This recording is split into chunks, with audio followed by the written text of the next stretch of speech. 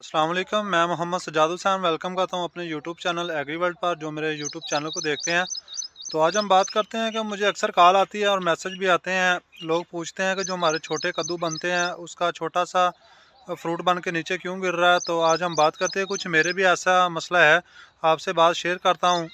तो आगे बढ़ने से पहले अगर आपने मेरे चैनल को सब्सक्राइब नहीं किया तो मेरे चैनल को सब्सक्राइब लाजमी कर लें। साथ लगे बेल आइकन को ज़रूर प्रेस करें ताकि मेरी आने वाली वीडियो का नोटिफिकेशन मिल सके। आओ चलते हैं वीडियो की जानब।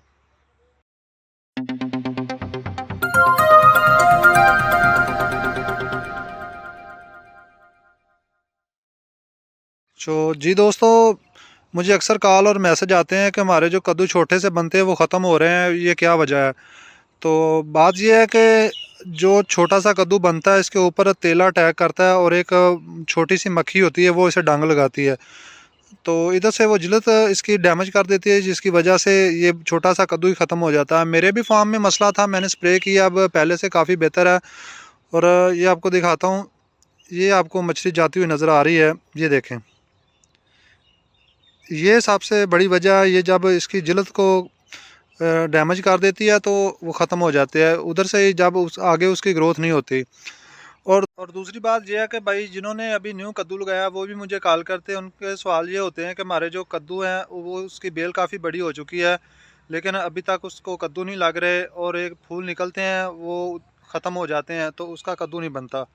उनका जवाब ये है कि भाई जो आपने न्यू कद्दू लगाए हैं उनमें से एक ऐसा फूल निकलता है जिसकी लेंथ बहुत ज़्यादा लंबी होती है, वो नर फूल होता है। मैं पहले भी एक वीडियो बनाई थी, अपने फार्म में दिखाया था, लेकिन अब जिन्होंने न्यू कद्दू लगाए हैं उनको मसला पेश आ रहा है, वो परेशान होते हैं।